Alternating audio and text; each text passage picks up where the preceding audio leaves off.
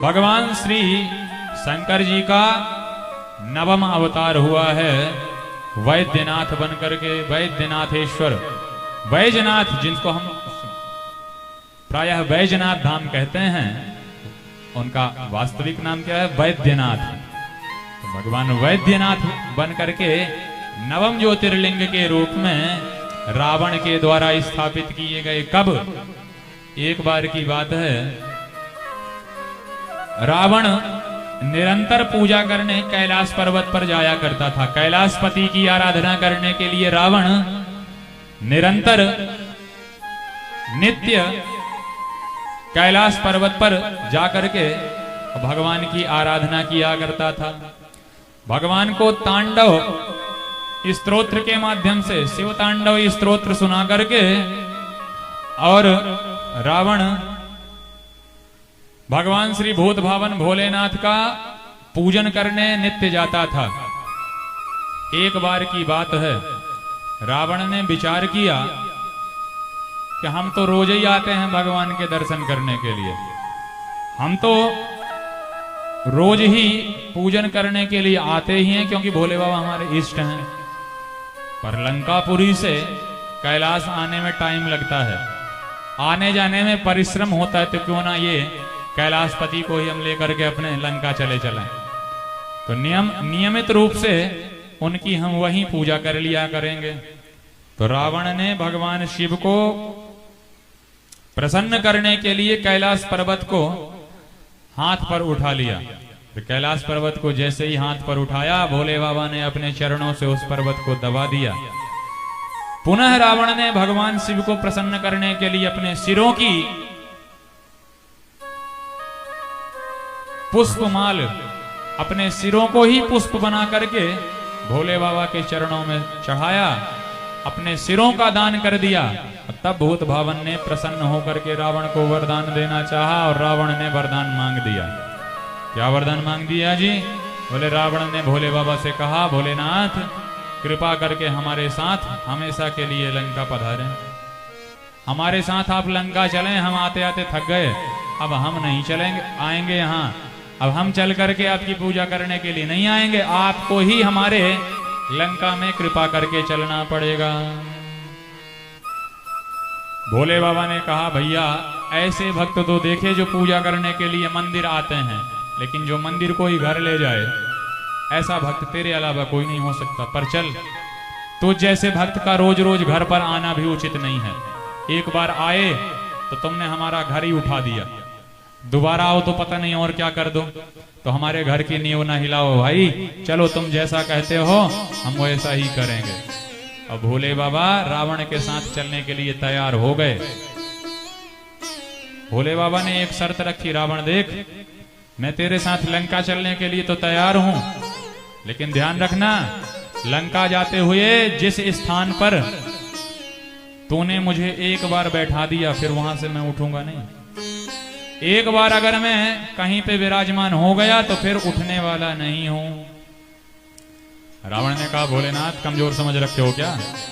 अरे लंका ले जाने के लिए आए हैं तो लंका के पहले आपको रख दें, तो हम भी काहे के रावण, हम भी काहे के लंकेश। और तब लंकेश की प्रार्थना पर सर्वेश प्रसन्न हो गए। अब भोले बाबा चलने के लिए, भोले बाबा तो भोलेनाथ हैं, भोले भाले हैं, रावण की चतुराई को क्या जाना है। और रावण की बातों में आकर के भोले बाबा ने आशीर्वाद दे दिया और वरदान पूर्वक रावण के साथ प्रस्थान किया। पर इधर भूत भावन ने विचार किया कि अगर एक बार लंका पहुंच गए तो ये दुष्ट दोबारा आने नहीं देगा। थोड़ा सा बढ़ाइए भैया, अगर एक बार लंका आ गए तो दोबारा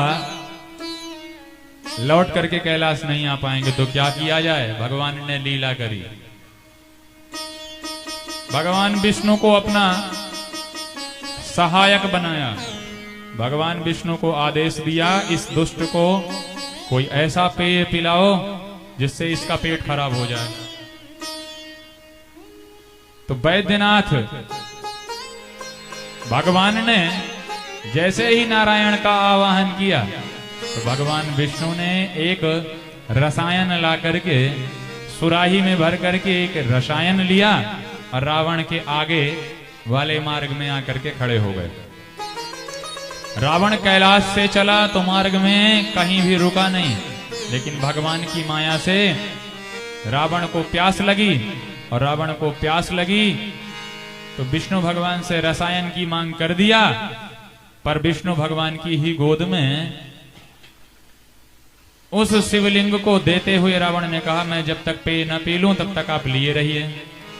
पेय जैसे ही रावण ने पिया, भगवान ने हाथ में लिया और पेय पी करके हाथ में पुनः ज्योतिर्लिंग को धारण करके रावण चला, और उस रसायन का प्रभाव हो गया और रावण को लघुशंका के वेग ने ग्रस लिया।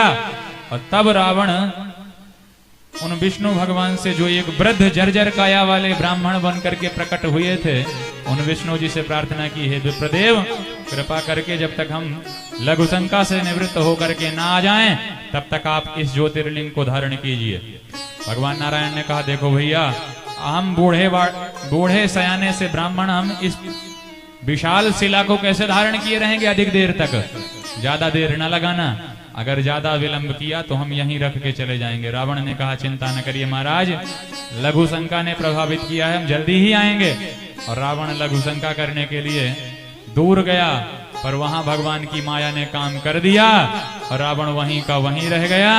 और वैद्यनाथ भगवान को भगवान नारायण ने वहीं स्थापित कर दिया।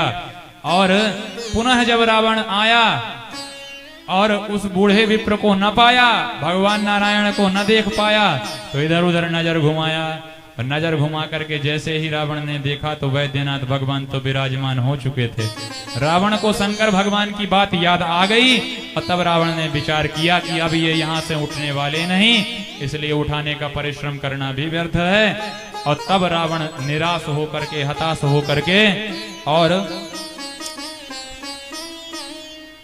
पुनः लौट करके अपने निवास स्थान लंकापुरी में आ गया। और इस तरह से भगवान ने रावण का मान रख भी लिया और रावण के साथ लंका पधारने से बच भी गए। और वैद्यनाथ बन करके भगवान ने नवा ज्योतिर्लिंग स्वरूप धारण किया।